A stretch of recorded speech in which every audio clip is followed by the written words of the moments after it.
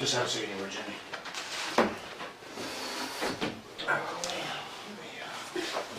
Let me go grab some of the Red Bull, buddy. It's a little warmer in here than it is out there. It is. It feels better in here.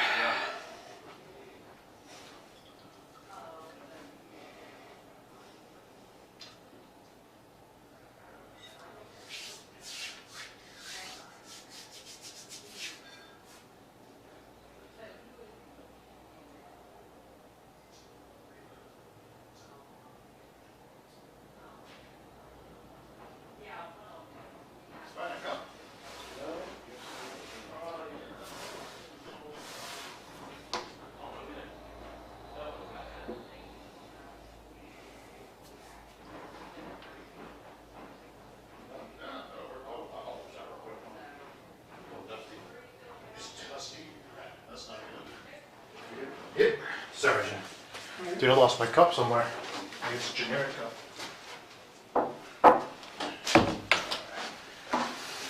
Hey, Jim, do you know Ted? Yeah, I think I've met him before. Yeah, sure. Out the office that day. Yeah, I mentioned past too. All right, Ted. All right. You don't want any water or anything? All right, Jimmy. These are your Garrity rights, okay?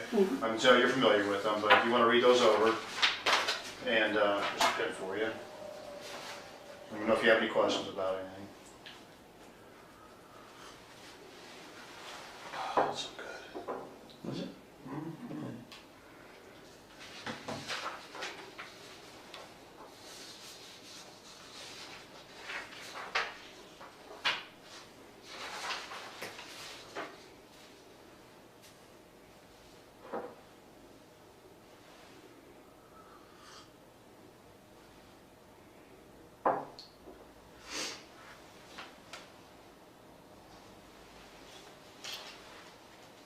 'It's cold in here too. This is a little chilly. I'm gonna drag it on.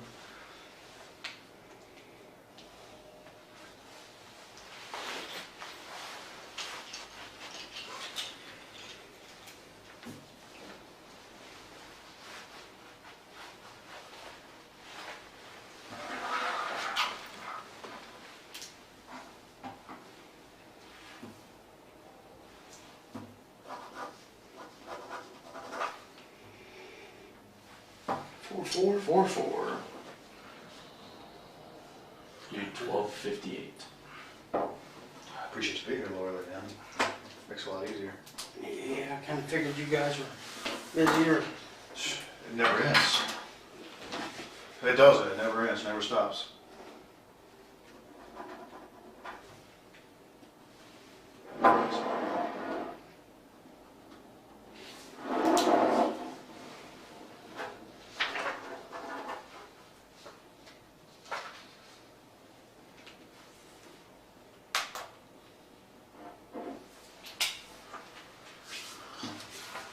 All right, Jimmy. I guess first let's just start off with, do you have any questions right off the top of your head that you want to ask? She gave me a paper yesterday that said something about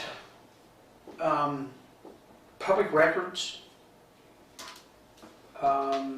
village property, inaccurate reports.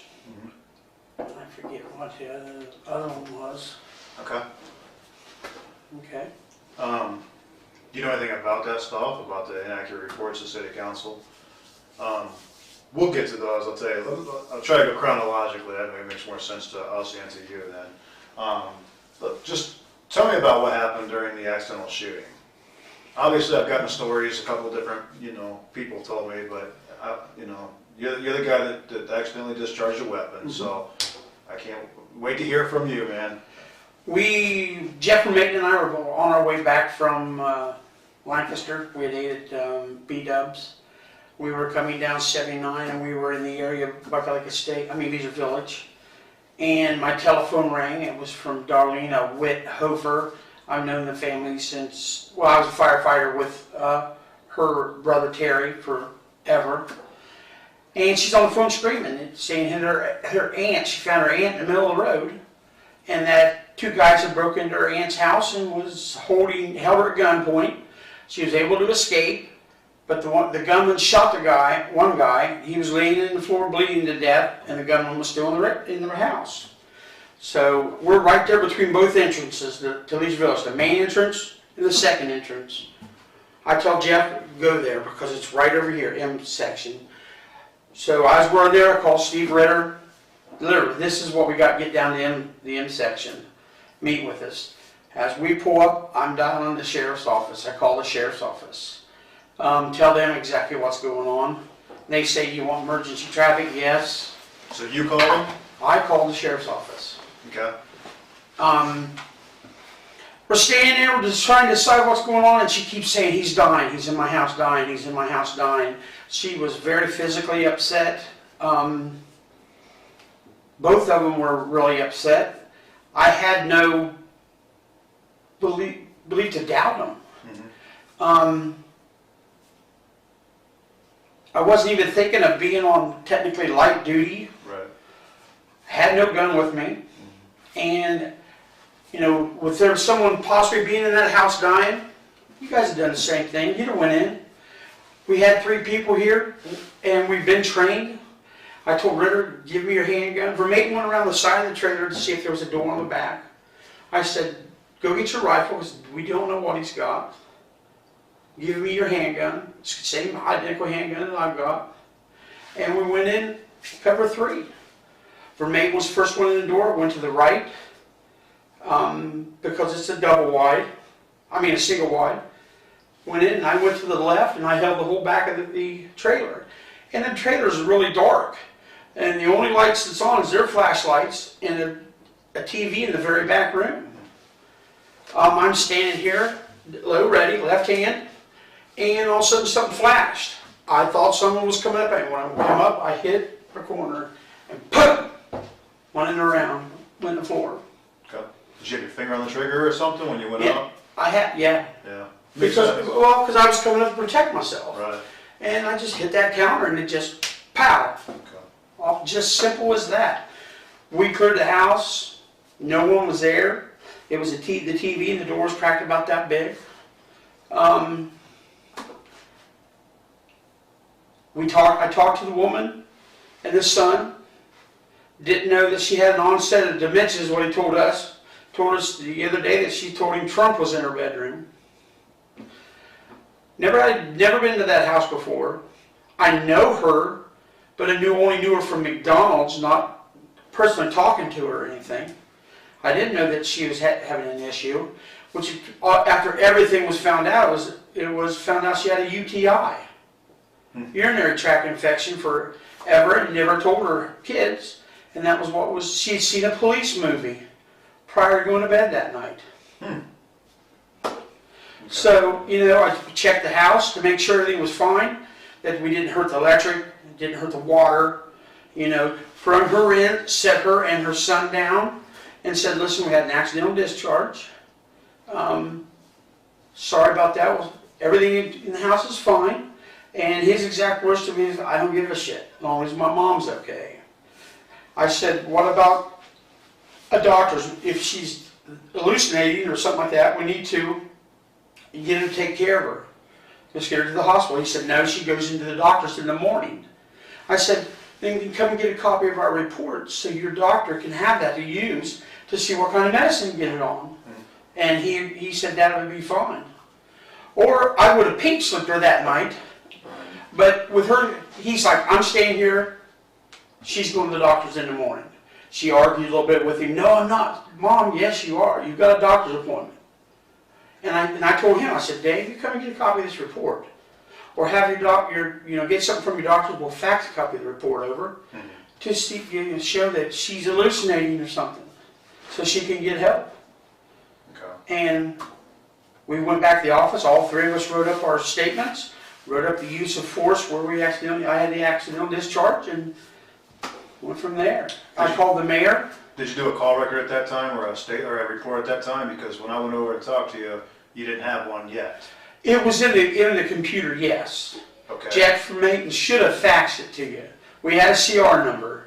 Right. Yes, CR number, and the square CR number was filled out and everything. Okay. It hadn't been typed in yet, but it was put in the book, and it was handwritten out. Okay, you said you notified dispatch, right? Yes. Okay, did Ritter also notify dispatch, or did he just come right to the scene with you guys and help clear the trailer?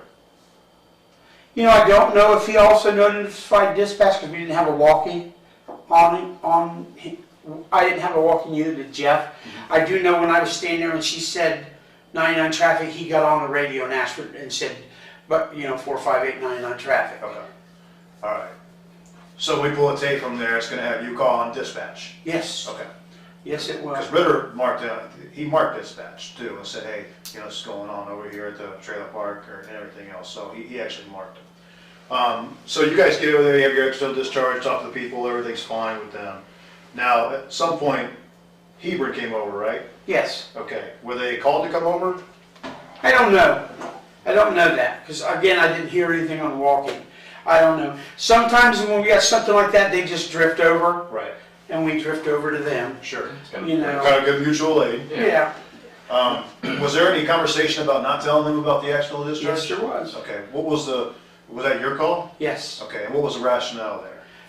Ritter likes to tell things, and for the integrity of the case, integrity of the accidental shooting, Ritter, you don't have to go tell everybody that we had an accidental shooting. Let's get this investigated first. Let's get it looked at. You know, let's save the integrity of the case right here before anybody, you know, 1,700 people know. Sure. And that was the only reason. There's no reason to hide anything. How can you hide an accidental discharge? Makes it tough. I Things mean, go bang real loud. Yeah, and you got a spent shell. We got the shell. I mean, Okay. yeah, I sure did. I told him. I mean, because he likes to tell. You know, and there's some things that happens in-house just like here. You guys have things that happen in-house. You guys aren't supposed to tell anybody until things are looked at. You know, I did exactly what I was supposed to do. I called the mayor. I called the mayor 6 times and she never called me back. She called Ritter instead of calling my phone. She does that a lot. Just the other day, she's standing there, Ritter's phone goes off. Call from Peggy Wells. He's talking to her. I'm like, I walk up and say, why aren't you calling me? I'm the chief. Right. That's true. Huh. You know? So you guys got some communication barriers between you and the mayor, you would say? From years, she's been on council for years, and yeah, she never liked the police department. She's actually picketed against the fire department. She don't like them. She had a big meeting with Randy Thorpe and, well, Billy was still there, and wanted to see about bringing them in and get rid of us, and Billy and them guys told him, you can't afford us. Right. You know. But when she took over mayor, and she took me in on January 19th, I told her, I said, all I want to do is my job. Yeah. I want to work with you. I have no hard feelings about nothing. All right. Yeah, and that's that. You know, that's that. But the other thing that got brought up by Peggy was some of the hours that were logged in, and then that was also a concern with some of the people we brought in. Brought that up as well. Some of the hours that you actually worked, and you know, not actually being at work. That was a common theme. Everybody we talked to. That, Right. You know, you weren't actually at work doing anything. And I guess a couple of them mentioned a computer that you had at home. That your excuse was that you had to go home because you had some information on the computer at home that you didn't at work. My computer at home is set up the same way the computer at the house. I mean, at the office. Okay. And if I was at my house doing stuff and writing, you can go to my house right now and I can show you the stuff that I've done, changing policies and changing things. I've had permission from our mayor, Kate Carroll, to go there. Okay. Have you had permission from this mayor to go there? No, and I haven't. Okay. All right. I wish I'd have brought my phone in. The times that they're probably talking about is I burnt my foot right heel really bad, clear to the bone. And I had to have a special boot. And it hurt to walk in it. And I would come in the mornings, I would get the mail like I was supposed to. I would check the phone recorders and do everything else. And then I would go to the house and do what I had to do. You know, but I always had my walkie right there, and they knew this. Well, I think part of it too was they said they came over, you know, a couple of times, and you were just wearing shorts and a t-shirt watching cops while you were on duty.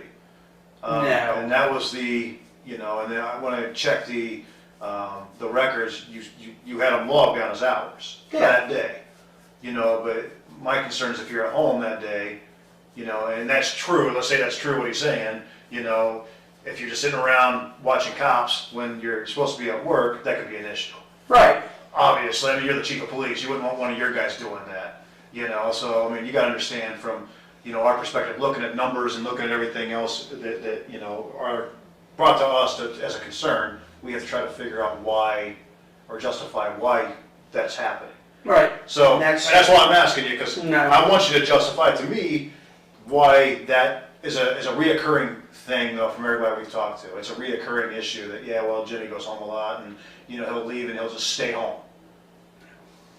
But literally it's a reoccurring thing. Everybody said the same thing. Why do you think that is, Jimmy? I would go home a lot, but I would not. I would be in blue jeans or my BDU pants and a shirt that always said police, and I would be doing the stuff that I was allowed to do on the computer for the mayor.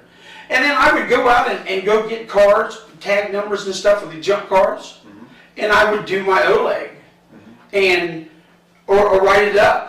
I wouldn't do the OLEG at the house because I couldn't. I could only do it at the office. But I would write the junk card stuff up. Okay. I mean, just because if they come home and see me, I'm in a T-shirt that says police and I'm not wearing my full uniform with the badge and all this, everything else, doesn't mean that I'm cheating the system and not working. I'm doing a lot of things in the background that. Speaking of that, junk cars, I wanted to ask you about that too. What are your procedures for junking cars? Junking cars? Yeah, let's say you get a car in an impound, nobody comes and gets it. What is your procedures to get rid of that vehicle? Run the thing through the state of Ohio. They come back and tell us if there's a lien on it. And then you send that person, or if there's a lien on it, you send that person 10-day notice. Or if there's no lien on it, you send that person, the owner, 10-day notice. And then if they don't collect it, or we get it back, they've got 10 days to pay the towing or anything like that. If not, then I go get a title from the BMV, and then we gather how many other cars we got up, get 3 bids, and then people come out and look at the, you know, like junkyards or private people or whatever. They look at all the cars all at once and give you 3 bids, and the highest bidder gets them. Okay. And they get them all intact, the way they're supposed to be. Okay. You ever taken any batteries out and sold the batteries? No. No. And the reason I'm asking in this setting, Jimmy, is this is a setting where under Gary, you can't be charged with what we're talking about. We can't talk about this criminally. Right. Okay, but if that comes out criminally, you know, there's going to be some issues probably with stealing. Okay. So there's been those allegations, and a little more than just allegations, very, very specific things that I've checked out that are not making a lot of sense, okay? One of them especially being a water pump that was taken off of a truck for Randy. And Randy gave the water pump to his brother, Gary. And Randy had your permission to take the water pump off of the truck that was in the impound lot. So think about that before you answer me, Jimmy, because I want you to be really honest with me, man. I am. My goal here, dude, I respect you, and I really do genuinely like you. I want to make sure that you come out of this thing, you know, okay. Whether that's okay with your job, okay without your job, you know, but what I don't want to see is something that, you know, you get charged for or go to jail for. Right. You know what I'm saying? If anything was taken off them cars, the village already owned them, and they had permission from the mayor to take anything. I personally have never taken anything off the cars, out of the cars, anything. Now Randy and Mark Dimick has, yes, but they've always had permission, and they've never done anything until the vehicles were owned by the village. Sure. And they were going to the junk yard. They were getting loaded up that day or the next day and going to the junkyard to be crushed. Okay. So it's all the same pile of money, right?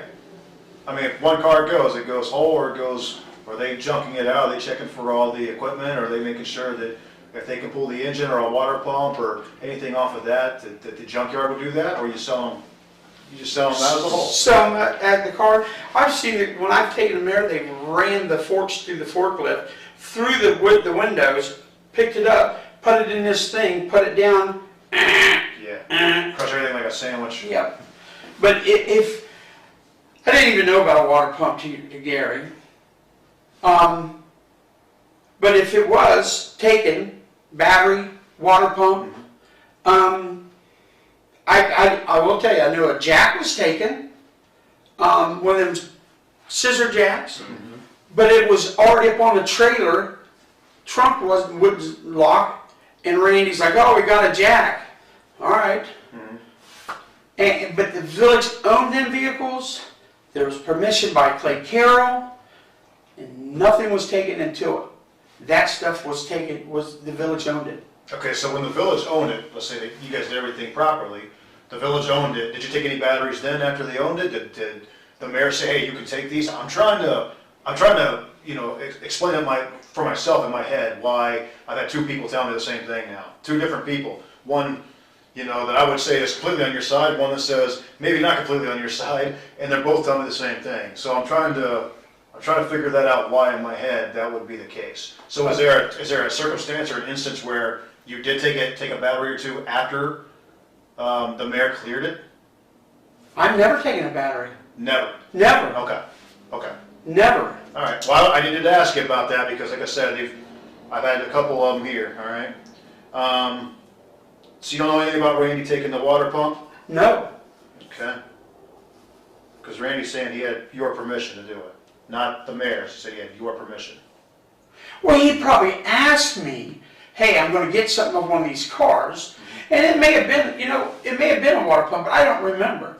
But no one took anything until the village owned the vehicles and they were going to the scrapyard. Okay. Okay. All right. Matter of fact, I got to tell you, Yeah. they took a set of tires off once for a vehicle. There's good tires that were going to the junkyard. We put it up on the thing, they lifted it up, and took the tires off. Because it would have fit one of the village work vehicles. Oh, nice. So, you know, it was things like that. Jimmy, have you ever taken anything from the vehicles that the mayor said you could take? No. Any of the vehicles that you were going to impound? No. Okay. All right. Going back to now the accidental shooting, I'm going to call it accidental discharge. It wasn't. I mean, you shot the ground, right? Essentially. You knew that you were not on duty, right? I knew I was on light duty. Okay. You weren't even on light duty according to your doctor's excuse. You were on light duty until the 12th. No, I had the doctor's excuse with me. I've got the doctor's excuse. It doesn't say that you can return until the 12th. And this incident happened on the 10th. But you were not to return to work until the 12th. Okay, the 12th was a Monday. Yes. All right, and this happened on a Saturday. Yes, I could return to duty on Monday. Yes, on Monday. So that means you weren't on duty. You weren't on duty at all, right? That's why you didn't have a gun with you. I would assume you had your police ID probably, but you didn't have your firearm, right? Okay. That's because you were not on duty, correct? No, I don't feel that way. I feel that I'm in the village, I'm on duty. Even though the doctor's saying you're not allowed to be on duty until the 12th. The doctor said you return to duty. That's a return to work. Right. Okay? I was physically working to get paid. I got paid through sick time, but physically showing up and doing the work. But I considered myself on duty because I'm in the village. I live in the village. I'm the chief of police, so I'm 24/7. So yeah, I considered myself on duty. Okay, so if one of your officers acted the same way you did, in the same manner, you wouldn't have a problem with that then at all? If they were not due to come back to work for 2 more days and they took a call in the village, they took a call, even though they're not cleared to come back for 2 more days, would you per se, do you have a problem with that? If it was the same situation that I was put in, Sure, call it exactly the same. no, I would not. Okay, and why is that? Because there was imminent risk of death. He was there. He had plenty enough people to take care of what the situation was. and I believe he has the, what word do I want to use? You want to use probably duty to do something, right? Yeah, I and, assume that's where you're going with that. yeah, Okay. yes, I do. I would not have a problem with that at all. I mean, the accidental discharge was very unfortunate and a bad timing, but, you know, no, I wouldn't have a problem with that at all because of the imminent danger. And it was just the way she was saying it, you know, just like, he's dying, please help, please help, please help. Okay. Who's responsible for your auxiliary hours?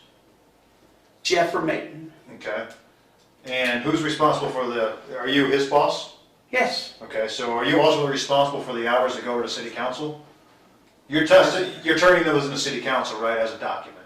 As the end of the month report, you mean? Yeah, the end of the month report where you've got all the hours listed for everybody that worked, all the calls were taken, all that stuff. Yeah, we get the calls and everything out of the computer system. Okay. And Jeff would estimate the hours. How's he estimating the hours? I'm confused on that part. I work 80 hours a week. Uh-huh. I mean, 80 hours a week. Every 2 weeks? Every 2 weeks. That's 160 a month, so he'd put 160.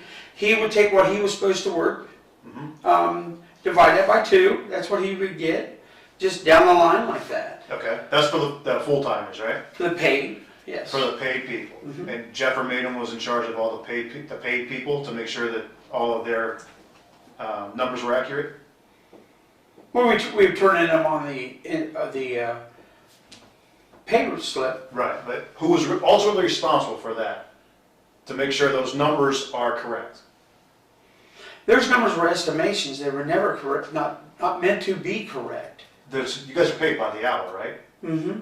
How do you get paid by the hour, an estimate by the hour? How does that work? Because we have a time clock, we gotta turn stuff, I mean, we literally have a time clock. So we don't. Right, which is crazy, but it keeps track of our hours very well. We used to have a time clock, and for some reason, I don't know why it went out. But if you don't work, if I estimate you worked 20 hours, but you only worked 15 hours, am I not cheating a village out of 5 hours? Or your police department, with your limited budget, are you cheating yourselves out of hours if you do it that way? No, because our hours was not estimated, the hours worked was by our timesheets. Okay. And then it was verified with Mary over here. Okay, how would Mary know how much you worked? Oh, she would see us. I mean, you would write your hours down. Right. I mean, you know, like if you go out there right now, I'll sit here with you. You'll see 6 a.m. on my timesheet, but you won't have a time ending. Okay. Because before I leave and go home, I would write, okay, let's say I'm up 4 today. I write 4 p.m. Amount of hours, and you come over here and you put the hours. Yes. Do you have you don't do any kind of trip sheets or anything then, right? 'Cause you're the chief? We mean trip sheets. Like a trip log, like No. your officers do when they're out No. riding around, driving around and stuff. Which makes sense. You're the chief of police, so you're just putting in your time, your hours, and that's it. Yeah. All right. So who is ultimately responsible for making sure those hours are correct? Are you talking on the sheet that? I'm talking about the sheets that you guys turn in to Mary. Who is responsible for those numbers that go over there? Ultimately me. Okay. But I didn't do their time sheets. They would do. Each officer does their own time sheet. Sure. Like if you two work for me, you do your time sheet, you do your time sheet, and then on Monday mornings when I come into work when it was supposed to be turned in, I'd look. Right. All right. I know your day's off. Right. And I'm going to know if you had to work over or something. I'm going to know that, and I just verify it through there, and then I sign it. So you know when somebody has to work over or comes in for somebody else, they notify you, so you know about it. Yeah. Okay. All right. So then you're ultimately responsible for making sure the numbers are accurate when they go to Mary, who I assume Mary does some other report as well, or did at the time. I have no clue. We just turn in our time sheets to her. But you make a report for city council, or for village council. I'm sorry, if I keep calling it city council, I'm just used to this. You make a report for village council, right? The end of the month, they would get a report. Yes. On with the fire department and every street department and everything else. Right. And that report is done by who? We're making. Okay, so Vermaiden does the report. He does the report up and I would assume, since you're the guy in charge ultimately, and you're the one responsible for numbers ultimately, you look at that report. No. You don't look at the report that Vermaine's doing? No, he would come in or on a Friday when I'm off on Fridays, and he knows Monday is the council meeting. He would do it up, and then he would take it over and give it to Valerie. There's plenty of times I would never see that report. Okay. So nobody looks at what Vermaine's doing? As far as the numbers go? On something like that, no. Okay. Because they were just estimated numbers of, he could put me down for 160 hours a month. I'm talking about, okay, I see where you're going with that. I'm sorry, Jimmy. Let's go back, let's say the auxiliaries. Who keeps track of their numbers then? I got where paid guys are. Vermaine's in charge of the paid guys. I got Vermaiden. So Vermaine's also in charge of the Yes. auxiliaries. Okay? So when those numbers go over, do you check their numbers too to make sure that they're accurate? Because you said, like you said, you know who's coming and going in your police department. Well, he'd put the hours down for them. They were, some of them worked 16 hours a month. Some of them worked more. And some of them worked less. In fact, a lot of them worked less. I have no clue. But you know who comes. But you know who's coming and going, Jimmy. That's the whole thing I want to get at. You know who's coming and going in the department, and there are people like Schilling. Is it Schilling? Schiller? Mm-hmm. I know Jason Schilling. Jason Schilling. Yeah. I've talked to lots of people, and they said he only comes during taser training. That's it. And he's listed for 16 hours a month. Correct. Every single month. Correct. Because Frank Foster, our mayor, said he did our radar, he did our taser, and he did something. What else did he do? Radar, taser. I want to say self-defense. The mayor said he saved us so much money without having to farm out that training that he would give you the 16 hours every month. Gotcha. That was Foster. So your old mayor, Frank Foster. is that 2 mayors ago?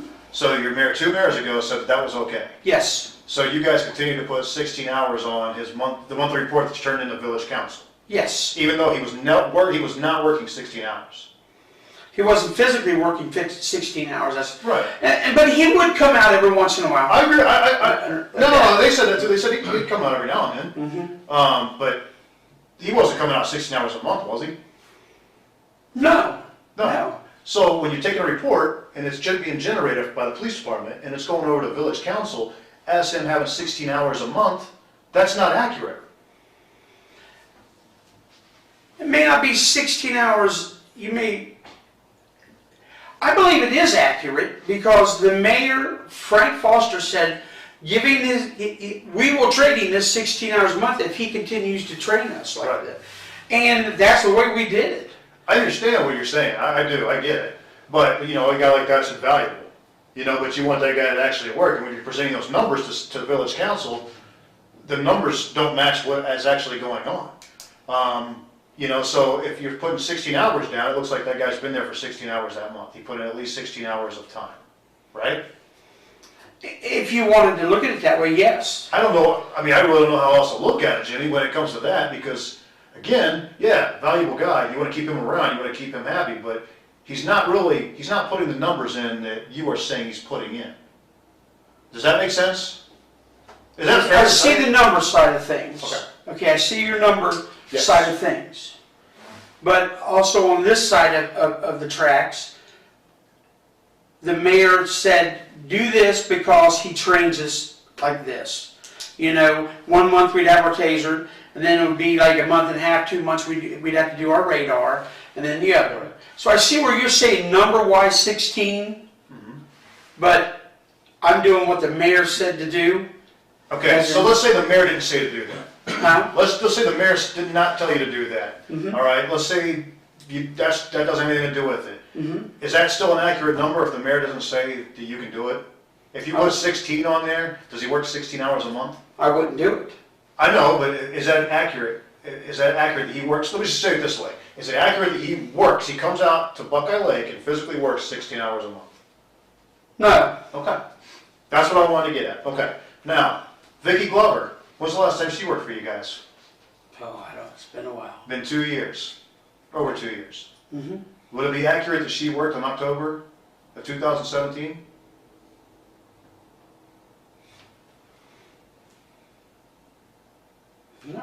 No, but she got 16 hours for that month too, on the report that you guys turned in to village council. How's that? Because she's not on the department. Exactly. She's not on the department. Ah, no one took her off the sheet. No one took her off the sheet, but somebody filled out that she worked for 16 hours. Jeff, just 16 every month. And you don't have a problem with that? As a chief of police, I would. That I do. Oh, Yes. I would certainly have a problem with that. That I do. Not only Yes. that, we've got Bartow. He works a lot, I understand, but not all the time. What's the other name here? Bear. There.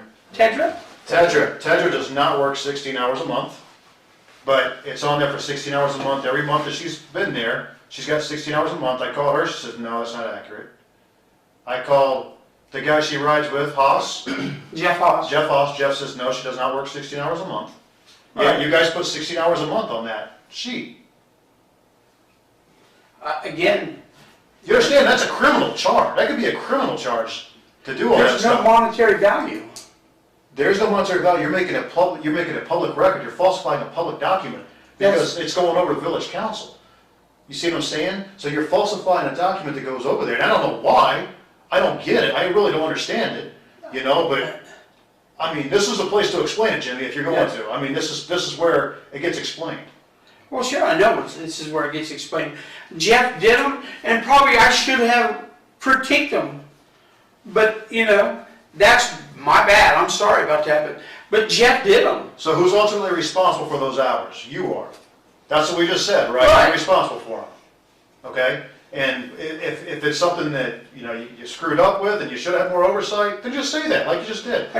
You know, Yeah, you're right. I probably should have, but, you know, you delegate something to someone, and you have faith in that person. And evidently, I shouldn't have had faith in that person. Well, here's the thing. I delegate things to him all the time, constantly, because I'm a supervisor. But what I also do on the back end is I go and check to make sure they're done. Not that I don't trust them, but, you know, being a supervisor, you have to make sure. And that's what I should have done. Yeah, and let's. The biggest thing is, and especially in our job, is accountability. We Right. all have to be accountable. Ultimately, whatever I screw up, he's my supervisor. It goes on him. He actually screws up if I screw up. You know, and you're the department head, right? I mean, everything under you falls on your shoulders, correct? Yeah, and you know, when I would delegate things to Andy, and Andy would do it, and it'd be done right. And I probably, and I shouldn't even use the word probably. I expected the same thing out of Jeff from Maton. Sure. And you know, and I thought, well, you know, I've known Jeff for a long time. He's not a screw up. He's doing what he's supposed to do. And you're right. I should have said, let me have that report, because I honestly never see the report. He would either do it on Friday, or he would come in on Monday when I was working, and he would ship it right off to Valerie, and Valerie would print it and give it to the other people, give it to the council. Okay. But you're right. I should have had more. Should have doing this right, you know. But I had, you know, Andy did a hell of a job for me, and I didn't have any problems, and I got into that blind side, you want to say. So when you guys are computing auxiliary hours, there's no system there, right? There was a system, and I think Ron did away with it. They had a time, How long have you been chief, though? 4 years. So in 4 years, you got no system in place to track those hours, right? Right. Okay. And we have in the last probably 3 months or not as long, there is an auxiliary that says reserve hours now on this big book. They come in and write their time. They're supposed to, Supposed to. but nobody does it, according to everybody I talk to. You know, I mean, if one of the guys, auxiliaries, comes out and slides out and rides with whoever at night, and if I don't hear them on the radio, or they don't stop by my house, I don't know they worked. Right.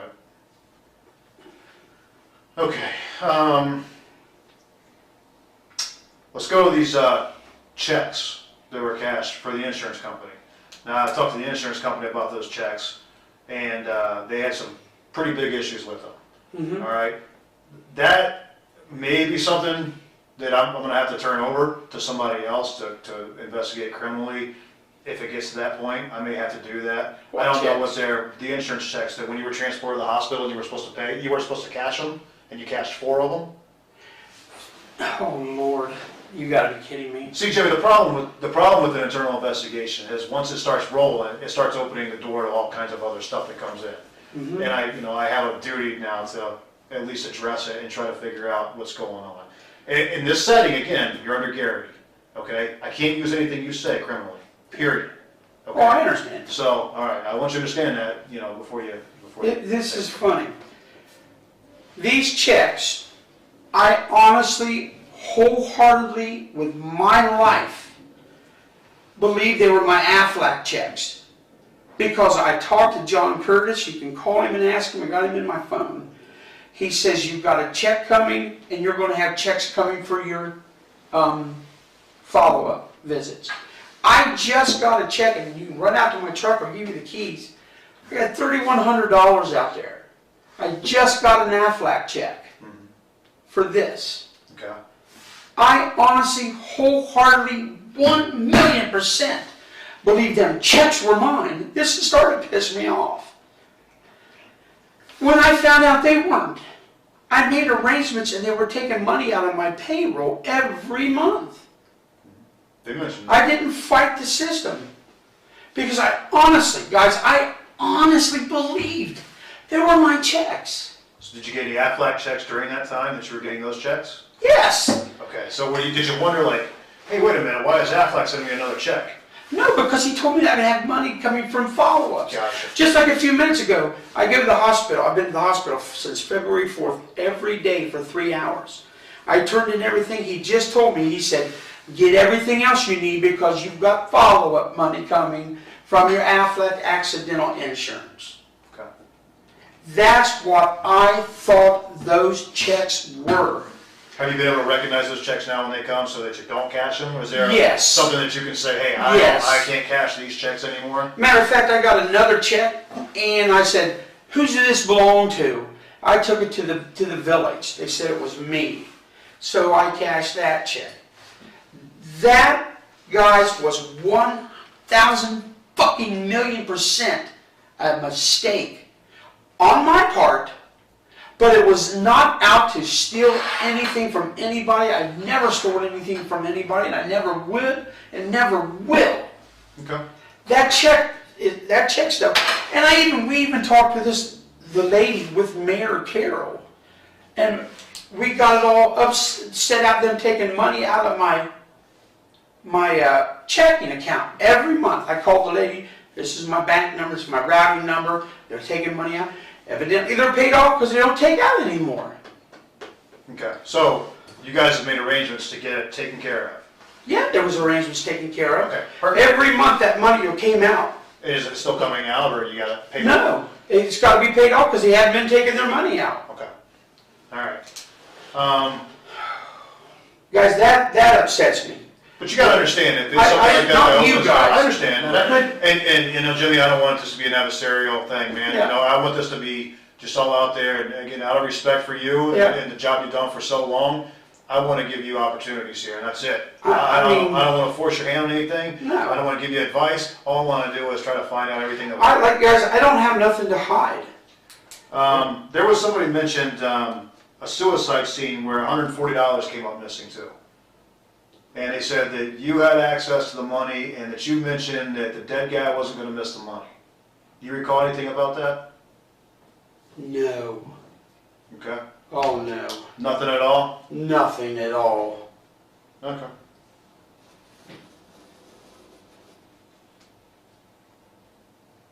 You guys get a lot of suicides out there? Not a whole lot. Yeah, some of 17. Do you remember how many last year? You know, the last suicide I was on was with Andy.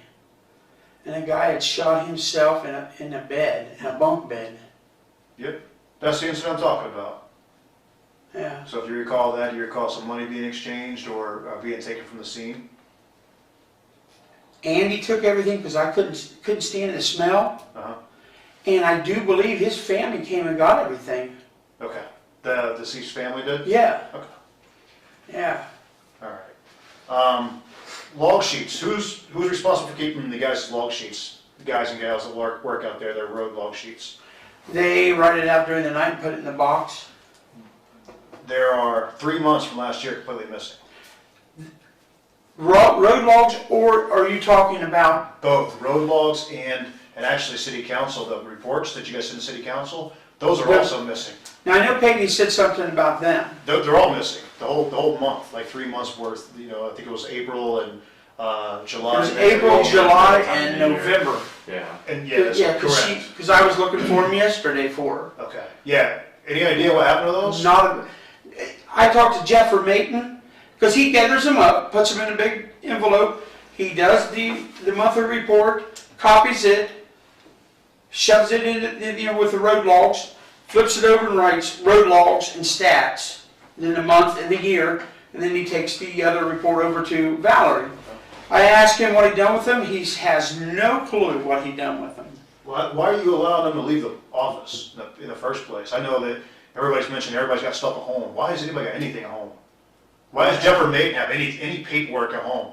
Any files or anything else like that? The only thing he would have at home would be his qualifications for us, and them are his copies. And when Peggy was asking me about the qualifications, I didn't know Jeff had already put them all together, and they were in the cabinet right by his desk. Gotcha. So there was. And let me ask you this, Jimmy. And again, this has got to stay here with this stuff. Did you guys ever kind of cheat your way through the qualifications? Because I looked at your qualifications, and you know, if you've shot, you've only missed one round, you know, throughout 3 different guns in a couple of different years, and then you went to try to qualify this time and couldn't hit anything. Something jumps out right there, just for me as being an investigator. And then when I talked to everybody, they said they don't watch you qualify. No one's seen you qualify besides Vermeda. I qualified before everybody because I was told that I have to watch them. Okay. In case I have to testify in court. Yes, they did do well, and Vermeijen wasn't their trainer. Now, were those 100% accurate, the scores that Vermeijen gave you? Yes. Okay. Jeff Vermeijen will not pass you if you didn't. Okay. He'll make you, matter of fact, I'll give you a scenario. With Andy Davis, Andy wanted Jeff to say, hey, I did my hours. When Andy got in trouble in Muskegon County, he had to work at the dive team. Andy said, just tell him that I was here and worked. Jeff said, absolutely not. Okay. I am not doing that. And why is Jeff letting other people claim hours that never happened? I think it's just not muscle memory. I just think Jeff thinks that, you know, it's 16 hours. He wouldn't know if someone came out and worked. Like during the day when he's off, or during the night weekend when he's off. I think he just thinks it's the honor system, and I'm going to give you 16 hours. Gotcha. And he's not 100% sure if they did or not. I don't think it was to deceive anybody. It's not to... Jimmy, would you say that everybody got 16 hours in just based on what you know? The guys that I have now... I'm talking about, let's think of all the 17. Let's just take 17 to right now. Do you think that everybody really got their 16 hours in? If they didn't get their 16, they got close to it. Okay. But you know. But you would say that's an accurate statement then, that not everyone got their 16 hours in? I would say it's accurate. They were close, but Gotcha. may not have got to 16. Okay. Some of them may have got more than 16, and you know, they only got wrote down. But that's fair to say though, right? That Yeah. they didn't get 16 all the time. And it's also fair to say that you're in charge of that. Ultimately, it's your department, your responsibility to make sure those numbers are accurate. Them numbers were never, ever in the whole world ever meant to be accurate. That was just a summary of what we've done. Okay. The only thing accurate in that whole thing was the very front page. That was accuracy. And it wasn't accurate because you guys missed Ritter's numbers on almost every month. What do you mean? Like Ritter's numbers that he had, your call volume is actually way bigger than you guys claim it is. You guys have more calls and did more things than you guys claim because you didn't factor Ritter's numbers in. All of Ritter's call records, all his calls, all his stats, even his hours worked, nobody calculated it. The Ritter's not putting his stuff in the computer. That would be the problem there with call volume. What do you mean put stuff in the computer? He's not typing his stuff in his CRs and call records in. So And I wouldn't you know guys that. go off you guys go off of that for the call logs. So you take the call logs, you put them in the computer, and then Vermaiden gets those numbers off of the computer to Yeah, put he on gets the in there and stats. gets, you know, I got you. and it's generated from the computer. So if that call number is low and it's Ritter's not putting his stuff in Ritter's name's not even on it. on what? Ritter's name's not even on the list of anything that's been done. Go grab one of those packets for me, Yeah. because we didn't grab it. Ritter's name is not actually even on the list of auxiliary officers or part-time officers, full-time officers. His name's not even on a lot of it. So Steve's is it? no, so we wrote it in and put down the stats that he got, and your numbers actually rose. Instead of being down here, they actually rose a lot. So you guys aren't getting credit for a lot of stuff you're doing because his numbers aren't being calculated in that. So, you know, I don't think your village council is getting an accurate number, really, of anything. They're not getting an accurate number of how many people are coming out to work, their hours, or their call volume. Steve Ritter's name's not on that report. Yeah, and I'll show you when he brings it back over here. It's not even on there. Yeah, when you open it up, you've got all his call logs. So you know his call logs are on there, all his hours are on the call logs that he did, and everybody he picked up is on there. Now, what I did too is I went back and looked at all the call logs, and there are guys and gals that have 0 call logs. None. But yet they got 16 hours listed. And they're not on one call log. Are they auxiliary? They're auxiliaries. They're not on any call logs. They're not on anybody else's call log either. They didn't pick up anybody. They didn't take anybody back. They didn't do a slash mark and then put their name on it. Nothing. They usually put their name on it. Like if, let's say Tedra rode with Hawes, he would put his name on it, and he should put Bear's name on there. Yep. Tedra. Some of them do. Most of them don't. Ritter's pretty good about putting another name on there if you got somebody ride with them, and so is a Haas. Yeah. But a lot of people don't. I mean, they don't at all. So when I look at it, and you think about it from a village council point of view, if I'm looking at something like that and I want to see who's out, I see that this guy has 16 hours listed this month. So I go back through all the records, and there's not one mention of him there. There's not one log. There's not any number. There's not anything filled out that says he was there at all. So how do I verify that? Well, if Ritter and Hawes is doing that, the only other person would be Vermate, because no one comes out and works with me because they all work day shift. Mm-hmm. So I can't tell you. Yeah. I mean, but do you see a problem with the way things are? I see things needs to be changed. Sure. Majorly. Yeah. And I don't have a problem changing that stuff majorly. It's scrap January. But I had no clue that Steve Ritter is not on that Well, list. for instance, see January here? We actually wrote in Ritter and Jackson because Jackson actually wrote with Ritter, I think, that one day that month. So we wrote his stats in there and his hours in there anyway. You know, and then Andy Davis picked up Bartow, and Bartow got 7 hours that day. Yeah. But Bartow didn't get 16 hours in that month. Now, there's times here that Bartow is our bailiff. Okay. And he would do the bailiff. There would be no call log for him. Is there any record of that? Sure. Does he sign in or something, or do No. That's what I'm saying. Is there No. anything that's written down for that? No. He comes in and he would be the bailiff. All right. See, Vicki Glover's still on. When is this one? 17. That's January 17th. She was already been gone Yeah. half a year at least. See, this should have been updated. He goes in the computer and gets this every month because he has to change that from month to month. Mm-hmm. January, February, and then New Year would come in and put the 18. Well, you see your total calls for service is 93. Mm-hmm. That's not counting Ritter's. See? So Now is there this a lot number, if that number is off, then Steve Ritter's not putting his CRs in our computer system because this is generated from our computer system. Gotcha. So if that number's off, then Steve's not doing what he's supposed to do and he's hiding his CRs somewhere. Gotcha. Because I'm not finding them because I'll see them in the book. Yeah. But I don't go in and check every one of them in the computer. Okay. I gotcha. But you're right, Ritter's name ain't on this. Right. It's not on a lot of them.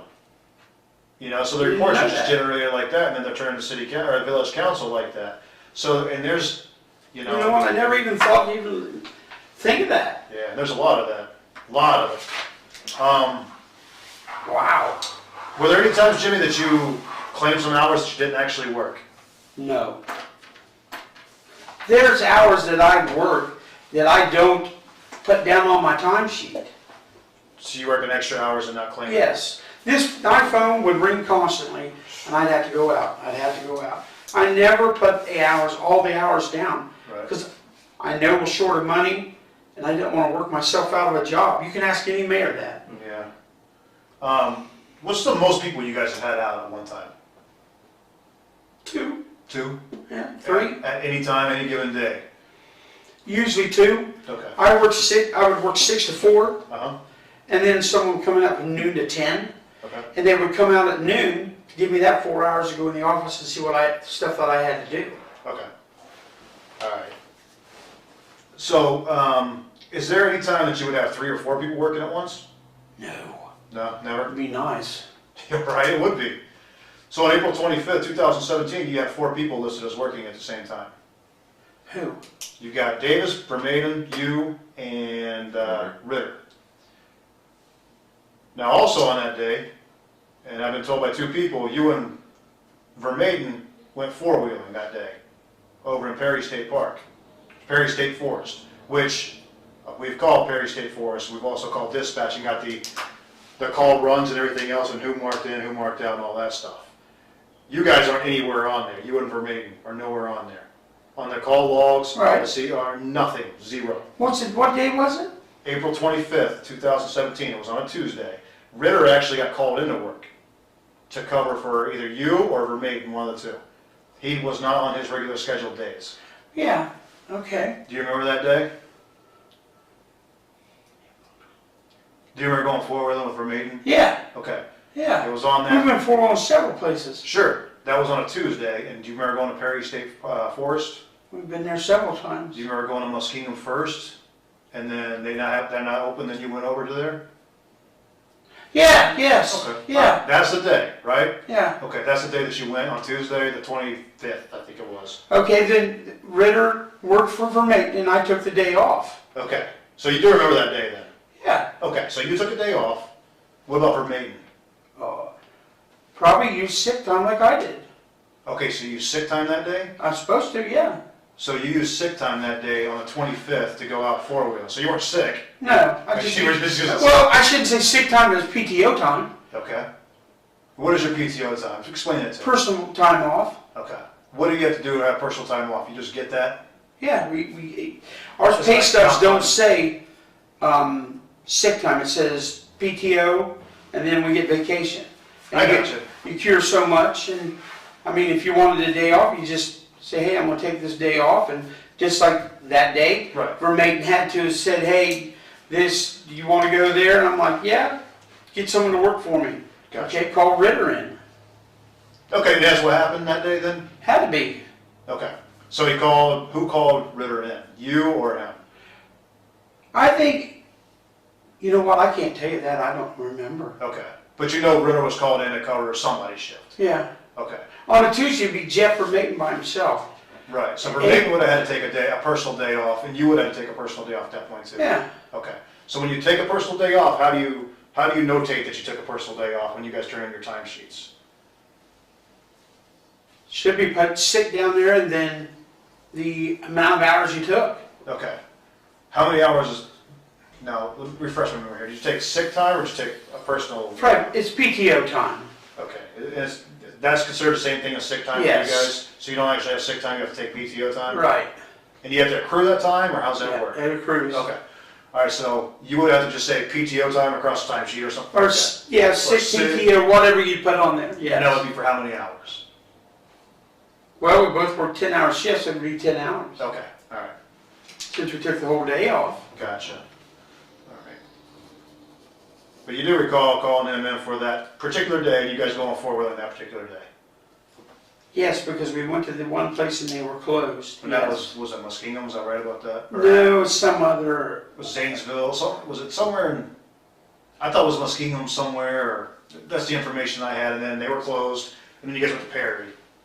we went to Perry, different part of Perry, and they hadn't opened up. It was the next day they opened up. Gotcha. But the one trail that we did go to was already open. I gotcha, okay. And then you had to go to, let's see here, that trail, so that was on,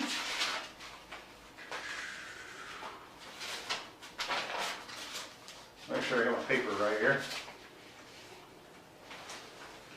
That was on the 25th, right?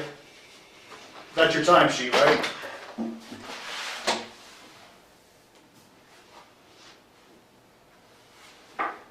$12, 6 A to 6 P. Yeah, you see the problem I'm having with that? Yeah. That should have been, I didn't even finish this week. Right. That's because somebody grabbed it and made a copy of it because they knew you were out four-wheeling when you were supposed to be at work. That's why that's there. Yeah. And because they were concerned that you were taking time off and doing things and claiming time for work. Yeah. And that's why there's a copy of that. You probably did actually finish that timesheet, but that's a copy of the timesheet up until that point. I think we do have the finished one. And we do have the finished one. And it So, matches. yeah, so that's your handwriting. Probably That's your that's my signature. handwriting, yeah. You claimed 12 hours that day Yeah. when you weren't there. Well, I can tell you this. If you go out there and look right now, Steve's isn't done for this week. Yeah. And you know what? I just whipped it out and didn't even think about taking that day off. That wasn't taking that day off on, trying to rip someone off. I just should have do it like I do it now, which is fill it out as I go. But Go ahead. But that day here, someone may have taken and pulled the copy off it, and I know who it was, Steve Ritter. But that was not done on purpose. And I'll give them their 12 hours back, but that was not done to steal anything from anybody. Okay, but you see the problem that the issues that were raised, Jimmy, are legitimate issues. I can see it. Because if they're coming to your house and you're sitting around, and I'm not saying it's true, I'm saying that's what they're reporting. If you're sitting around watching TV when you're on duty, they feel like you're stealing money from the village. If you're going out and riding four-wheelers on a day you're supposed to be at work, and then you claim time on it too, that's a problem, man. Well, I can see that being a problem. That wasn't done on purpose. Okay. I can tell you that.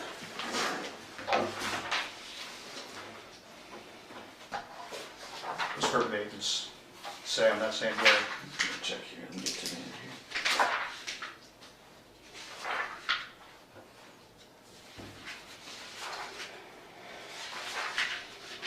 And out of respect for you, Jimmy, I'm laying everything on the table, buddy. I'm not holding anything back from you here. I already, Here's the one that was turned in of yours. And I'm looking for meeting, Jim. You were past it, or one. That right here, 425. And Vermaiden was with you, and Vermaiden claimed 6 hours. why would he pay him 6 hours when he's supposed to work on Tuesday? He works noon to 10. No idea. So that should, I don't even know why that was put there. That was it should have been noon to 10 instead of 4 to 10. And it had been 10 hours. What time did you guys get back from that trip? Oh hell, I don't remember. Was it dark? No. Maybe he tried to come in later, I don't know. But he put down numbers too on that day that he wasn't at work. The Oh, yeah. Ritter had to come in because the two of you were both gone. And the dispatch traffic had Ritter on there, not you guys. Yeah. And obviously, Here, 4 to 11. and you're being honest with me, that, you guys were out there on the 25th. Oh yeah. So that's the problem, Jimmy. And I turn this stuff over to Mayor Wells and to Village Council. They're probably gonna have an issue. Well, you know what? This was not done on purpose. I probably should do my timesheet every day that I get done, and I didn't. That right there, the 25th, was not done on purpose.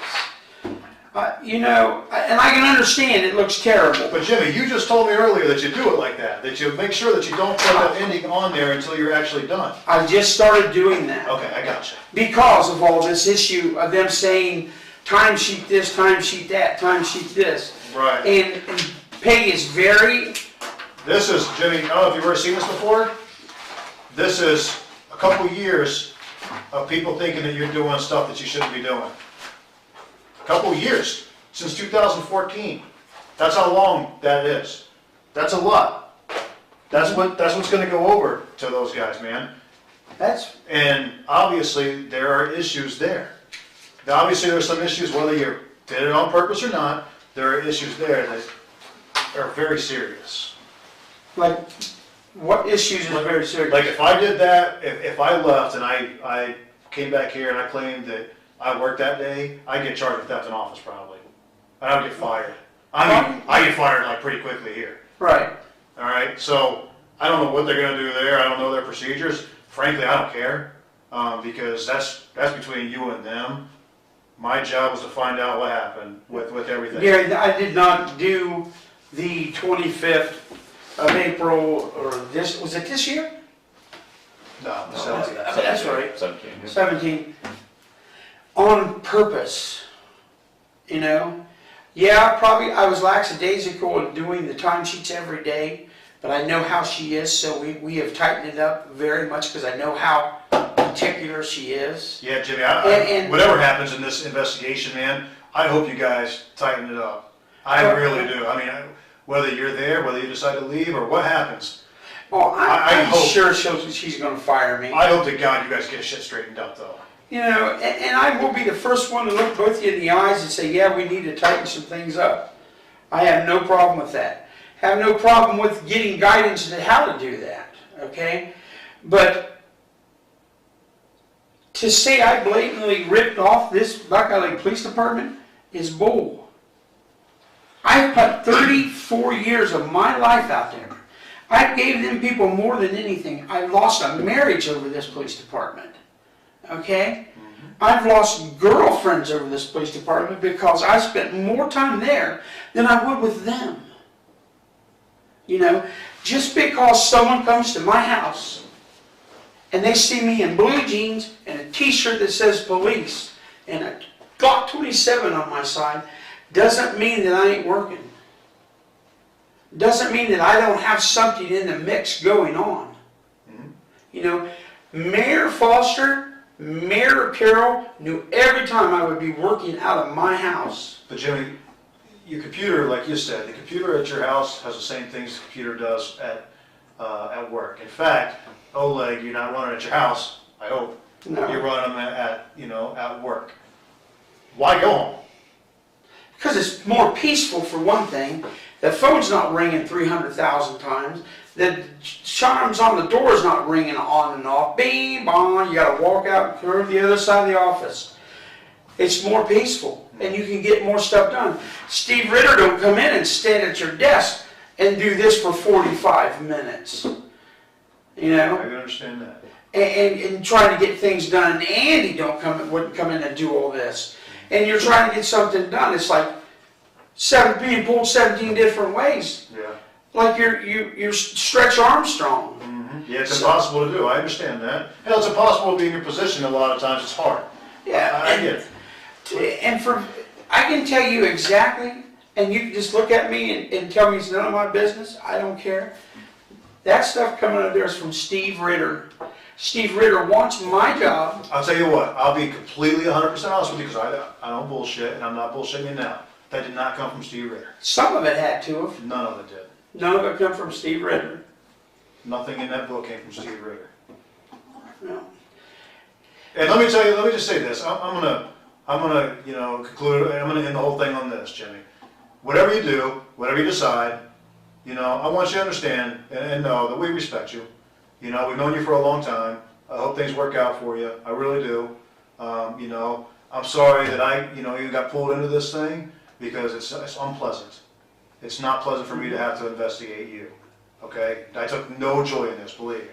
But I wish you luck, man. Whatever you do, whatever you decide, I hope you succeed in it. And if it's this and you stay here, I hope you succeed. If you decide to take off, I hope you find something good for you. If you get fired, I hope you find something good for you. All right, but I want you to understand, there's no animosity here. There's no hard feelings, no matter what. And I hope you feel the same way. There isn't. I understand what you guys had to go through. I understand what you guys are doing. But the mistakes that were made, and there was mistakes made, but none of them was done to rip off anybody, discredit anybody, get any extra free money, or pad anything, or anything like that. The auxiliary hours and for Maton doing them, I should have overseen it, but when you delegate something, I probably should have just made sure it was right. Or I should have just did it myself. But when you got so many things going on, you delegate to this gentleman, Absolutely. you know? Yeah. And you guys are good friends, I'm sure. But you believe in him. I do. Yeah. And I believed in Vermaeten. My problem here, I should have probably just made sure that it was done right. But I had no doubt in him that because he's done stuff like that before. I guess just for future reference, Jimmy, I trust them, but I verify everything they do. Well, and that's what I should have done. I mean, and that just keeps me, because since I've got some vicarious liability and all this stuff, you know, with him or with the other detective, you know, I got to make sure that I'm doing they're doing the things right, so that it doesn't come back on me. You know, ultimately, you're the head of the police department. You're the top fish over there. You know. Was. But I'm sure. But you know what I'm saying? You are. Oh, I know. You know, and so ultimately, who's it come down to? I know. I know, You know, exactly. So, as unfortunate as it is, you know, it's going to come down to you. Oh, I know. And it's going to come down when you guys give her a report. It's going to come down and she's going to let me go. But you know what I'm giving her. I lay it all on the table. There's no surprises, all right? And that's all. That's the respect that I want to show you. Is I'm not pulling punches here. I'm not hiding anything. I'm showing you my entire hand. I'm laying out for you so that you yourself, if there's a decision to be made, you understand these are the cards that are being played. Okay? Right. Exactly. And I'm giving you that respect to say, here's my whole hand. This is it. And I've been 150,000,000% honest with you, gentlemen. I appreciate it. You know, I didn't have nothing to hide. You know, just like this whatever date that was, and my hours are down there. I come in here with nothing to hide because I didn't even realize that. Mm-hmm. And I should have done it day by day, like I am now. I didn't even realize that, to be truthful with you. At the end of the week, you got so much stuff to come and go to the second week. I know, but you can't estimate, man. You can't go back to that kind of thing. You say you're estimating your hours, you know, with Vermaeten estimating the hours and you estimating the hours, and then the estimates for city or for the auxiliaries, and then you're giving that as an official document to village council who's making a public record. No, it's accurate. Yeah, now I see where she came up with this letter of accuracy of reports. Now I see where she come up with this public records request or documents or something like that. Yeah. And I agree. I should have did a little bit more due diligence when Jeff was making out the reports. Yes, I should have. Yeah. Now, Jimmy, how long have you been at like your total years of service? How many 33, 34 34. years, a lot of time. Do you feel in any way that the village owes you anything? As in what? All the time of service that you've given to the village of Buckeye Lake, do you feel that they owe you anything? In this matter here, are we talking? Well, or anything? I think it's come to a point to where, you know, you kind of get into this complacent, this is how it's been done, this is what we do. You know, you mentioned I take a lot of phone calls, I do a lot of work outside of your actual hours. Mm-hmm. I do too. I do the Facebook page, I do a lot of other things. I don't necessarily feel like, you know, the city owes me anything, but, you know, there may be times where you said, well, okay, I worked 8 hours today, but I did 2 hours outside of work. You know, because you probably did, but you didn't actually log those hours in uniform at the desk or anything. Right. I mean, in instances like that, I mean, do you feel like it's a wash when things like that happen? No. Okay, and you don't feel like the village owes you anything for all the service you've done, and, well, okay, you know, I worked this much, yeah, they had, you know, I gave them an hour over here, it's not a big deal, you know, I'm basically getting it back. You don't feel like that whatsoever? Okay. I like to get paid for what I work. Like I said, I didn't turn in some hours because I knew I'd work myself out of a job. And that's the way it's always been. Give you an example, the reason why. Right before Mary left in November, December, I asked if we could get a window tint meter for $48. No, you don't have the money. Seriously? Wow, $48? $48.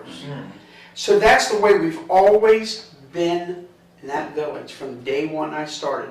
They don't give us nothing. We buy our own paper. We buy our own uniform. They give us a uniform allowance. But we buy our own boots and we buy our own guns and our belts and stuff that whatever the uniform allowance won't cover. You know, that reminds me of something though, Jimmy, I gotta ask you before you take off here.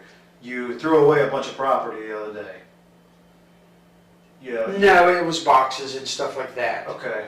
And one of them was one of our uniform shirts. Yes, I didn't yes, see that. yeah. Why'd you throw away our shirt? It had been in the back of the property room forever. So some of the stuff you threw away, was that property or just boxes? Because we found some dried up weed and all that stuff too out there. You understand, you gotta get court orders to throw that stuff out, right? Right, that was just dirt. Okay. That was just the dirt. All right. That, I just wanna make sure that you No. know, because I know that Yeah. procedurally, you guys do a lot of stuff procedurally that makes no sense to us. But I wanna make sure that because that will get you in trouble. That'll get you Yeah. in trouble, like, really fast. no, that was just dirt. Okay, so We'd you didn't already throw away cut- anything from, No, that was not meant to be in there? Or No. they just didn't have, you don't have a instruction order for anything, all right? there's a bunch of stuff already boxed up that says, however it says, To be destroyed, probably? yeah, destroyed. Uh-huh. What we Did did, you get rid of that stuff? no, Okay. No. How do you get rid of stuff? Mark Gardner. Okay, And that's what we were waiting for, was Mark Gardner. perfect, okay. But we had 3 totes and we had all this stuff. The only thing we threw away was empty boxes, because we would take all this stuff that was in boxes. We had 3 big totes and we'd write on yellow piece of paper what it was, Gotcha. put it all in there, and then after that tote was full, we put tote number 1, put the legal people are in it, and put the lid on it. Okay. We did, I think, 2 or 3 of them. The only thing we threw away was empty boxes, the Pataskala shirts, and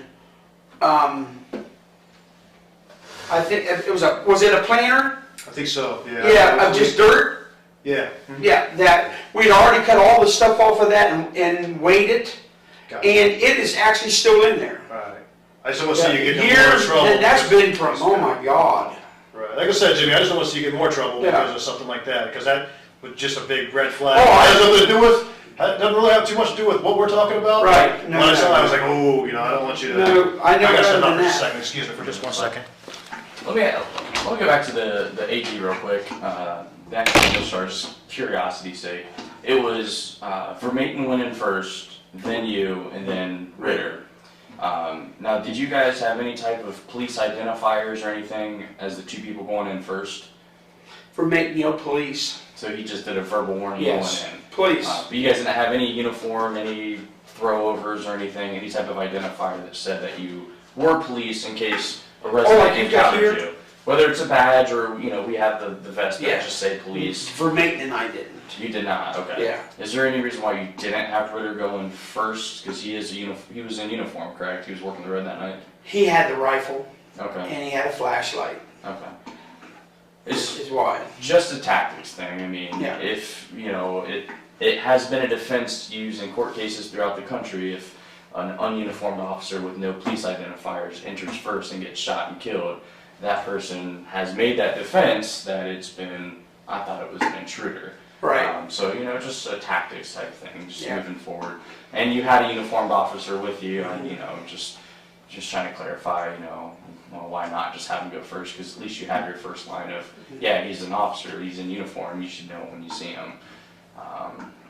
So, I was just trying to clarify. And you make a good point there.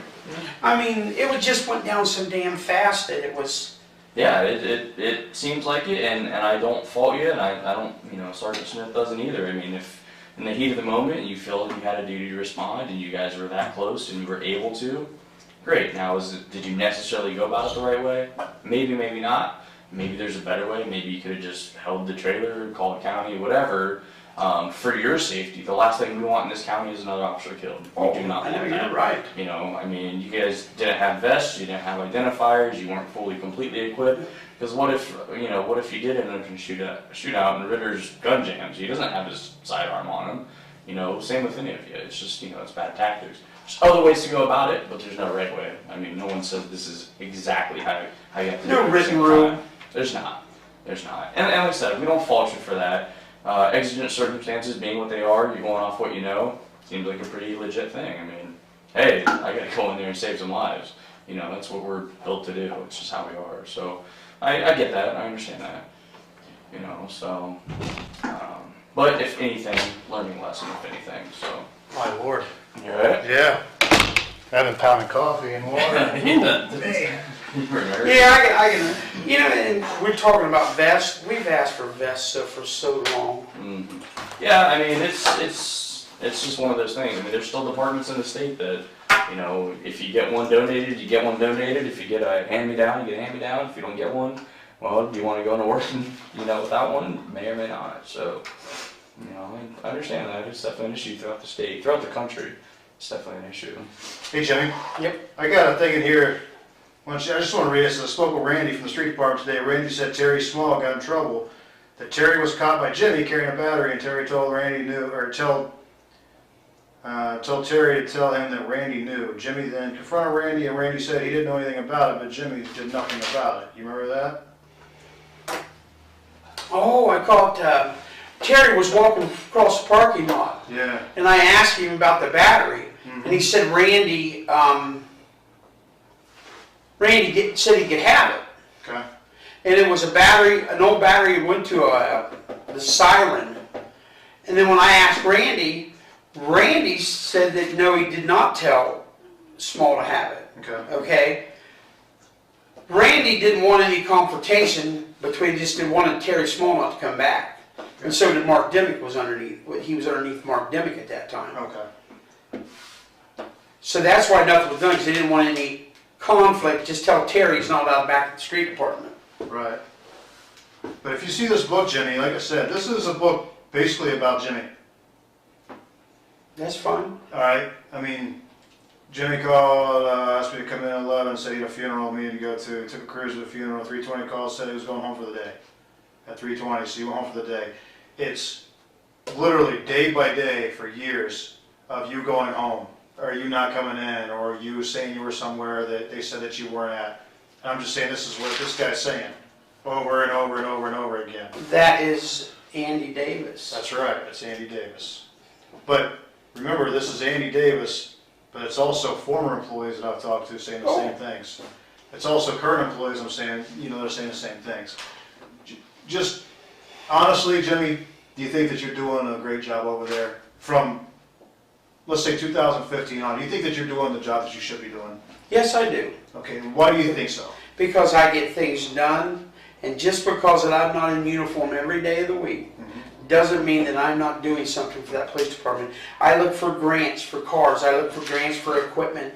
I even look for grants for generators for the police department in case the electric goes out. When the electric goes out, we're done. Our department's done. Next door has a generator. You guys can't just tie into it? They wouldn't tie us into it. So I look for grants and stuff like that. Today, I've been reading the new DUI laws and getting up on the new unclassified misdemeanors on your DUSs and stuff like that. Getting ready to put that stuff out. Well, Jimmy, you know what? Didn't really want to go here with this, but I'm going to anyway because, again, it's out of respect for you. But, you know, we had quite a few officers, too, say they went to your house because you were threatening suicide. What? 3 officers told us that. Who? The 3 that were there. 3? They said that you wanted to kill yourself because of the insurance checks. You recall it? You recall that? And the reason I'm telling you this, Jimmy, I don't even care if you answer. This job will stress you the hell out. This job will get to you. This job will take you. You know, they'll just take you to a point where you're like snapped. Jimmy, I'm just telling you because again, it's out of respect for you. Yeah. That if the job's getting you this bad, maybe you got to think about it for a while and say, is this what I want to do? No. You know what? The insurance check, and it wasn't an insurance, it was about my insurance on my house that flooded my washroom. And I said, you know what? I said, I'm just freaking sick and tired of life. Yeah. And everybody at that point overreacted. But you do remember that then? Yeah, but I didn't actually say, I'm going to kill myself and, you know. Right. No, I said, I am fucking, my exact words were, I'm fucking sick and tired of life because every time I turn around, I get fucked. Well, apparently you scared enough people that they were It scared Jeff from Maton is who it scared. It did. It scared the shit out of him. Yeah, I know it did. So, and he knows there's 3 reasons, well, let me use this hand, 3 reasons that I would never hurt myself. First of all, is my son. I love that boy more than anything. Then there's 2 little girls I love. Never. That pisses me off. That pisses me off. Well, it's not meant to piss you off, Jimmy. It's meant to show you that life is valuable, man. And if you're spending most of your life just being pissed off at the world or doing something that's affecting your health, maybe you gotta look at it and just say, hey, I don't want to do all this crap. You know what I mean? Maybe at some point you just say, I gotta make my life easier. And I'm not saying to quit. I'm saying find a way to make your life easier. You know, it's You know what I'm funny. saying? These guys want to write all this stuff down. Maybe I should have been keeping a book on Andy Davis. Maybe I should have been keeping a job. No, you should have been doing, what you should have been doing is being the chief of police and saying, you know what, you're not doing your job right. You know, here's your write-up for this, here's your, but to do that, you've got to be a supervisor. To do that, you've got to be an asshole sometimes, and to do that, you've got to be on top of shit. Yeah. And Jimmy, I love you to death, man. I respect you, but you didn't do that. No. I think we can all agree on that, right? You didn't do that. So, you know, that's an issue. That's something that, regardless of what you do from here on out, you got to look at this time and say, yeah, you're right. I could have done things a lot differently. I could have done things a lot better, you know, but at the end of the day, I'll be the first one to tell you I could have done things different, could have done things a lot better. You're damn right. But, you know, when you're that close of an apartment, you know, and I can tell you, let me tell you this, where this stands from. And you can believe me or you can't believe me. The day Ron Small retired, Ron Small's Andy's father-in-law. Okay? oh, no kidding. Yeah. Andy married Ron's daughter, Rhonda. Alright? When Ron was retiring, Ron wanted to retire, and then he wanted to come back 3 days a week, and then I worked the rest of the week. I worked with him them 3 days, but I finished it out. He wanted to be the chief of police, he wanted to keep his sick time, and he wanted to keep his vacations 5 weeks a year. Mayor Baker said, no. I don't know what happened between them, but one day I come in the office and Ron said, if I would retire today, who would you put in your place? I said, well, I'd probably put in Andy. He said, good, because if you had said for Maiden, I wasn't retiring. I'm retiring as of Friday. All right? So you promoted Andy to sergeant because of that? No. Okay. He said, Andy's your new sergeant. I've already worked it out with Mayor Baker. You're going to start him out at this amount of money. Okay. Didn't know I was going to put him on as sergeant or anything else. I thought maybe he'd just come on full-time as a patrolman, but okay. Ron already worked everything out. So that was in 2013. 2014, I reached the point where I could retire with Ohio Police and Fire. Okay? I asked the mayor, which was a new mayor, Clay Carroll. I'm to the point where I can retire. It's not going to do me a lot of good to work. Can I retire and can I come back? I said, this is what I'll do. I'll give you my sick time and I'll give you my vacation and I'll start at 0. I said, then you won't have to find someone. You already know I can do the job. He said, let me kick it around. 2 days later, he called me and said, yes, you can. So, all right, went to the retirement board and I retired. Knowing Ron was going to be madder than hell. Ron's a very vindictive man. Ron's a very greedy man. And nothing in this world matters anything other than money to that man. Okay?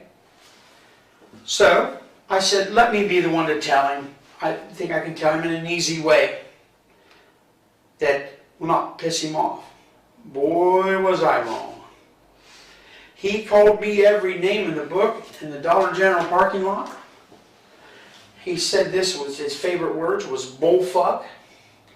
He left. He called one of our council members, just tore them a new ass that he was friends with, Barry Heron. And then 2 weeks later, he calls the Mayor Carroll and tells Mayor Carroll that I'm worthless, and I do nothing. And I've never done anything. Threw me under the bus. So, this little book that we have here is from his son-in-law, because Andy is the same damn way. There ain't nothing in this world that means more to Andy Davis than money. You know? So, this is driven from that. Guys, you can say, oh, this is a bunch of horse shit. You could, oh, he's full of shit. Tell that fat ass to go back to Buckeye Lake. That's the 110% truth, Gary. And I would take a polygraph exam 1,400 times over, and it would come out the same, that I'm telling you the truth. I've told you the truth all day today. And I appreciate that, Jimmy. I have nothing to hide. You know, yeah, you bring things up, should have been tightened up, you're right. I appreciate that. I hope you tell Mayor Wells that I don't have any training as being a big supervisor, because every time we ask to go to training, we don't get it. It gets denied. They denied $48 freaking window tint. You think they're going to give me $320 to go to... No, I understand that. We've got a deputy chief that'll do the same thing, you know, trying to get things and little tiny things, and he likes to poo-poo on everything like that. But we get it to an extent, believe me. But, you know, just like the day that he says I was working, I put down I was working, but I was four-wheeling. I didn't do that on purpose. That is 100,000% typo. You know? Okay, Jimmy. I mean, I'm not angry at you guys. Well, I hope not. Yeah. I certainly hope not. Why would I be angry at you guys? It's nothing. Right. You guys got dragged in the middle and only was supposed to have been an accidental shooting. Right. And then I don't know how all this came about. I gotta go confirm something real quick with these guys and outside, make sure that we're good to go. Yeah, I think that's why I'm gonna check one, because I got one more thing. All right. Jimmy, we're gonna let you go in a minute, man. Hold on a second. Deputy Sheriff's here to take me to jail, isn't he? I don't think so. No. Okay. I sure hope not. I wasn't made aware if that's the case, so... I have right done now, nothing to go to jail no. for. No, and like we said, this is all under Garrity, so this is a completely different circumstance, you know. I appreciate that you guys show me some of these things. I really do. Well, like Gary said, we just want to be upfront and honest, because we're not trying to be shady, we're not trying to be conniving, we're not trying And to I be don't think you guys have been. We're just trying to put everything out there and just be open, and we're trying to be the unbiased party that, I mean, we're on the west side of the county, we're the stepchild as it is, you know, so it's a little bit easier for them to ask somebody who is still within the county, just a different agency. Yeah, that's not exactly ours, so. That's the same things I had on you. You're good, man. No, there's no tricks, Jimmy. We don't have a deputy waiting for you. I seen it, I was like, man, am I going to jail? No. You're not going to jail. All right, this is internal investigation. Nothing that we talk about can be used. And you know, Gary, I appreciate you more than you think, because you've showed me a few things that I should tighten up, and I need to tighten up. Yeah. And you showed me that I put a little bit more faith in people that maybe I shouldn't have. Just because they're friends and we go out and eat dinner and everything, Yeah. doesn't mean they're going to do exactly what they're supposed to do. Absolutely not. You gotta separate business Yeah. from friendship. It just has to And, happen. you know, that's hard because when you all work together, Right. Oh, yeah. you know. We all work And- together, we're all very tight, but at the same time, I get my butt kicked in sometimes too when I do something stupid, And which it should. I don't want to lose my job. I have 34 years in. I have a lot left in me to go. I do know there needs to be things to be tightened up, and if I get the chance, they'll be tighter than nuns. I got you. I know where you're going with that. But, you know, I've been 100% honest with you guys because I came in here, like Jeff not wanting to take the CVSA. That was bullheadedness. That wasn't because I don't believe in them. My attorney says he doesn't believe in them either. Sure. It's unproven science. It's I don't unproven. know. There are things down there that are really good aspects, I think, too. There's a lot of the pre-interview stuff that are really, really Now, good. did I take a CVSA? I'm not going to give you one. Okay. I'm not going to give you one because I believe you. I mean, I thank do. you. I believe what you're Thank you. saying. I'm not doubting. So I don't have to give you one. You know, I didn't come out here and stay out there and Sure. I'm nervous. Because Gary, I have nothing to hide. Yeah. Not a thing to hide from you.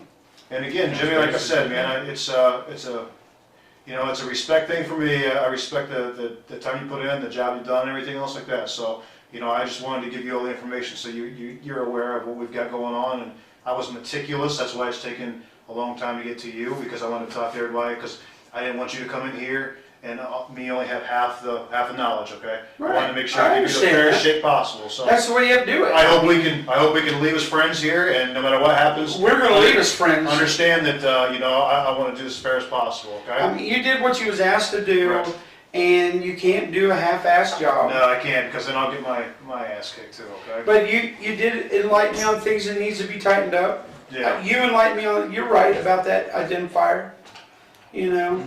It's just when something goes down that fast, you don't think of that. Yeah, I totally. I was thinking someone was dying. But Jimmy, like I said, no tricks pulled there, man. None at all. So I think we're done. You ready to go? Then you're free to go. Am I allowed to have a copy of this when everything's done? Yeah, you get a copy of everything.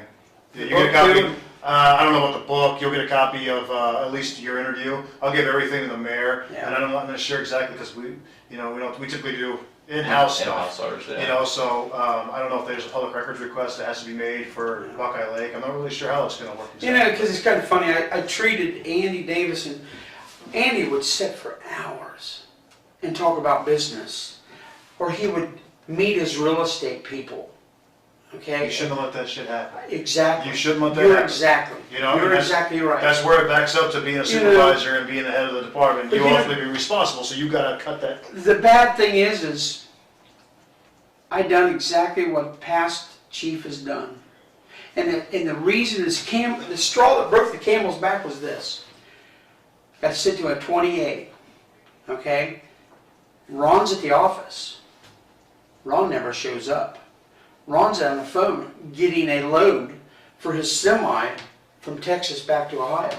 I about to get my ass kicked. If it wasn't for Tommy Lucas coming in, I had tased the guy.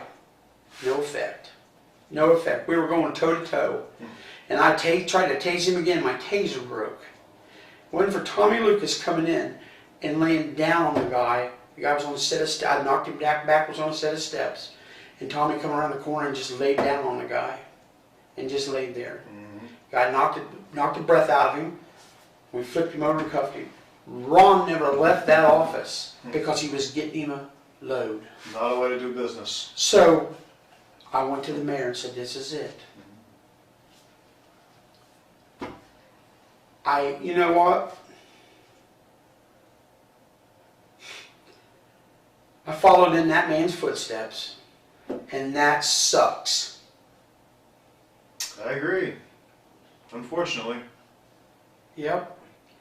And I see that you can't be friends with Jay here and have Jay do your delegation work and not check him.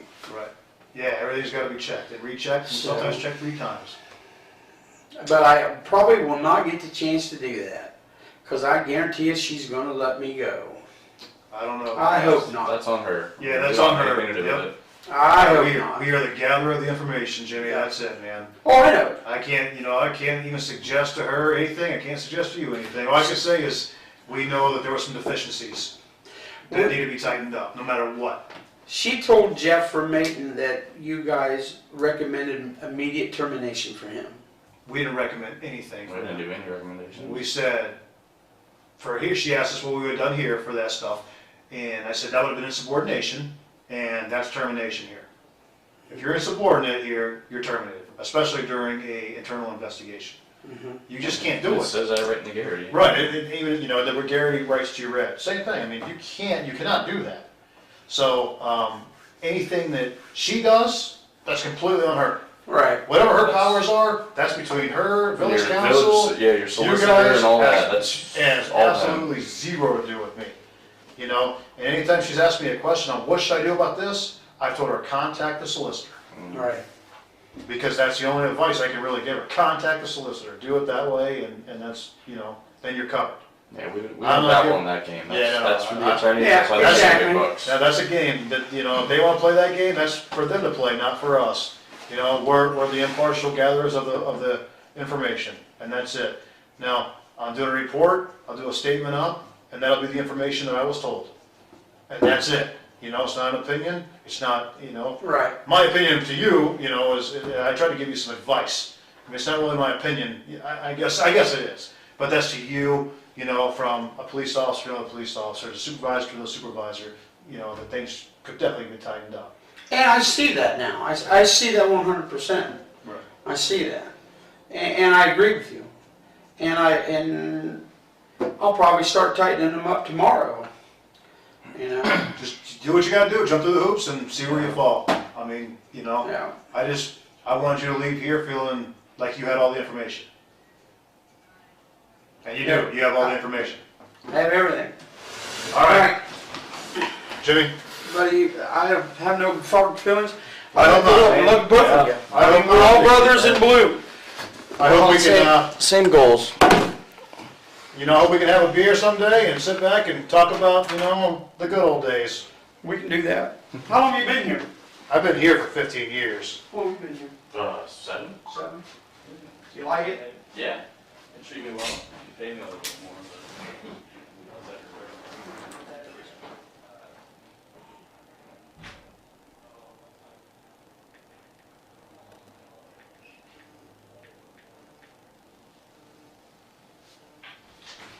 Hello? No, I'm in a meeting. What's up? I know BJ just tried to call me, but. Well, I figured it's Smith on Smith here.